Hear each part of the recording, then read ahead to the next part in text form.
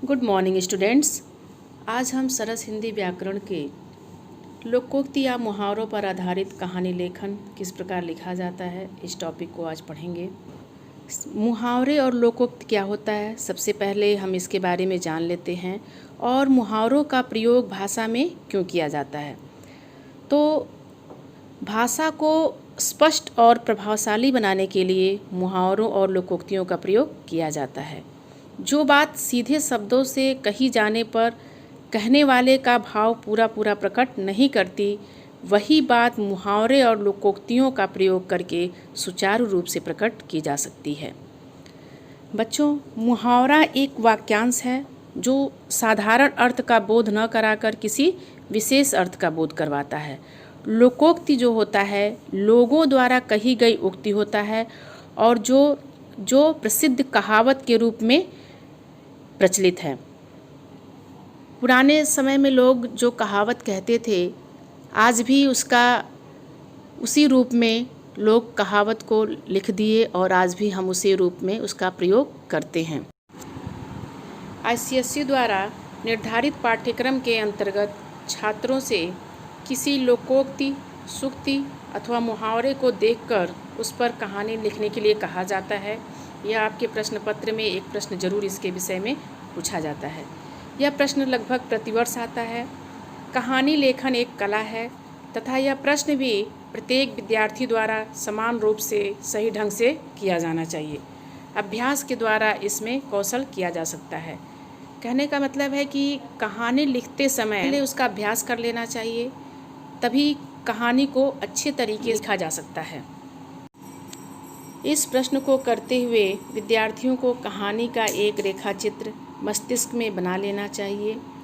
कहने का तात्पर्य है, अगर कोई बच्चा इस प्रश्न को करना चाहता है तो सबसे पहले जिस मुहावरे पर वो कहानी लिखना चाहता है, सबसे पहले उसका रेखाचित्र अपने मस्तिष्क में बना ले कि किस तरह से, किस प्रकार से कहानी उसको लिखना है।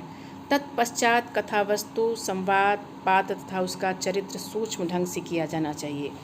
तत्पश्चात मतलब उसके बाद कथा वस्तु किस तरह से लिखना चाहिए, उसमें किस तरह के संवाद होने चाहिए, डायलॉग, संवाद मतलब डायलॉग होने चाहिए, इंग्लिश में डायलॉग बोलते हैं उसको। किस तरह के पात्र, कैरेक्टर का चयन करना चाहिए और उनका चरित्र का सूक्ष्म ढंग से, मतलब एक एक चीज़ सही तरीके से उसका चयन करना चाहिए। कहानी हमेशा किसी उद्देश्य को लेकर के लिखना चाहिए। जब तक उस कहानी में उद्देश्य नहीं होगा, कोई मकसद नहीं होगा, तब तक उस कहानी का कोई मतलब नहीं है और कहानी अंत तक जाते जाते प्रभाव अपनी छोड़नी चाहिए। उस कहानी से कोई शिक्षा मिलनी चाहिए। कहानी के मुख्य तत्व निम्नलिखित हैं: कथानक, पात्र, संवाद और शैली। जो भी कहानी बच्चा लिखता है उसमें एक कथानक होना चाहिए, उसमें कौन कौन से पात्र हैं, कैसे संवाद उसमें डाले जाने चाहिए और उसकी शैली, किस शैली में लिखे जाना चाहिए। ये सब बहुत महत्व रखता है जब हम लोकोक्ति या मुहावरों पर आधारित कहानी लिखते हैं। तो बच्चों, घटना या मनोभाव ही कथा वस्तु होते हैं। कहने का मतलब है, अगर कोई घटना अगर घट जाती है या हमारे मन के भाव या कल्पना पर आधारित ही कथा वस्तु होते हैं।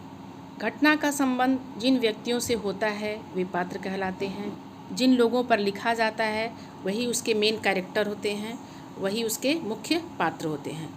पात्रों की बातचीत संवाद होती है, जैसा कि मैं इसके पहले बता चुकी हूँ। जो भी उसमें कलाकार होते हैं, जो भी मुख्य पात्र होते हैं, उन दोनों के जो बीच में बात होती है वही उसे संवाद कहते हैं। तथा कहानी लिखने का तरीका ही शैली है कि हम किस तरीके से हम कहानी लिख रहे हैं, वही कहानी लिखने की शैली कहा जाता है। कहानी लिखते समय हमें किन किन बातों का ध्यान रखना चाहिए, आइए इसे भी समझते हैं। पहला है, दिए गए मुहावरे या लोकोक्ति को अथवा किसी भी संकेत को ध्यान से पढ़ना चाहिए। यह ध्यान रहे कि कहानी का मूल भाव मुहावरे, लोकोक्ति अथवा दिए गए संकेत के अंदर छिपा हो। कहने का तात्पर्य यह है कि अगर हम किसी मुहावरे या लोकोक्ति पर कहानी लिख रहे हैं तो सबसे पहले उस मुहावरे को, जैसे मान लीजिए आपके सामने एक मैं मुहावरे का वो बता रही हूँ। जैसे बंदर क्या जाने अदरक का स्वाद, ये मुहावरा है। और प्रश्न इस तरह से पूछा जाता है कि बंदर क्या जाने अदरक का स्वाद, इस उक्ति को आधार बनाकर कोई मौलिक कहानी लिखिए। तो सबसे पहले बंदर क्या जाने अदरक का स्वाद का आपको उसका पहले अर्थ पता करना होगा। तो इसका अर्थ है मूर्ख को गुण की परख न होना। अब जब तक आप इसका अर्थ नहीं पता करेंगे तो तब तक आप कहानी लेखन की शुरुआत ही नहीं कर पाएंगे। तो बच्चों, सबसे पहले आप मुहावरा को पढ़िए और उसका अर्थ समझिए, फिर उसके आधार पर कहानी को अपने मस्तिष्क में उसको एक रूपरेखा दीजिए, उसको कहानी बनाइए, उसकी कल्पना करिए। उसके पात्र आप भी उसका नामकरण कर सकते हैं और लिख सकते हैं, और उसके बाद से कहानी आप लिखते जाइए। दूसरा है, कहानी में आवश्यक घटना को ही विस्तार दिया जाना चाहिए। जैसे कि जिस टॉपिक पर आप जिस मुहावरे पर आप कहानी लिख रहे हैं उससे परे कुछ नहीं होना चाहिए। तीसरा है, कहानी का आरंभ और अंत दोनों ही प्रभावोत्पादक होने चाहिए, तभी आपको अच्छे अंक प्राप्त होंगे। कहने का तात्पर्य है कि कहानी की शुरुआत रोचकपूर्ण तरीके से किया जाना चाहिए और उसका अंत भी, ताकि कहानी पढ़ते समय कोई भी इंसान बोर ना हो।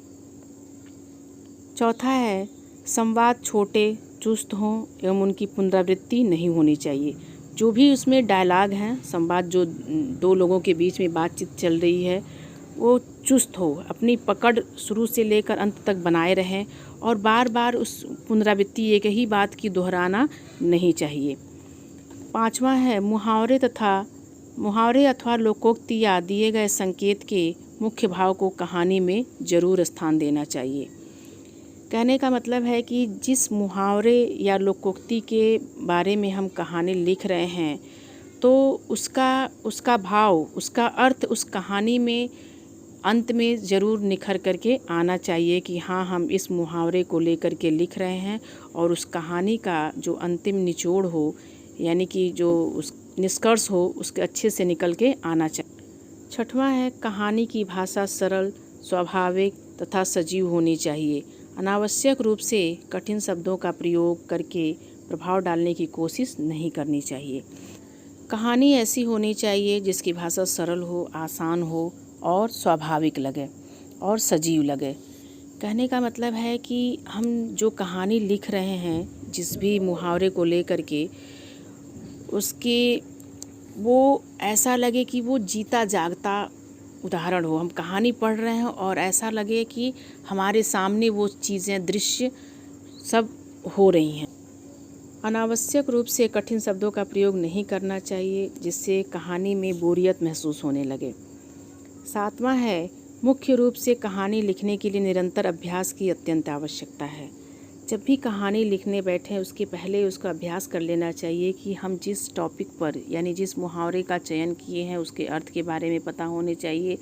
उस कहानी को लिखने से पहले उसके कथानक, उसके कौन कौन से पात्र हैं, उनके पात्रों के नाम क्या हैं, उनके संवाद कौन कौन से डायलॉग रहेंगे और किस तरह की शैली में होनी चाहिए, ये सब पहले से ही हम विस्तार से सोच लें या अभ्यास कर लें। आठवां है, कहानी लेखन 250 शब्दों से, यानी 250 शब्दों से कम नहीं होनी चाहिए। तो बच्चों, लोकोक्ति एवं मुहावरों पर आधारित कहानी लेखन किस प्रकार लिखा जाता है, इसके नियम को मैंने बता दिया है। अब जब भी लोकोक्ति एवं मुहावरों पर आधारित प्रश्न आए तो उस पर कहानी लिखते समय इस सब नियमों का अवश्य ध्यान। धन्यवाद।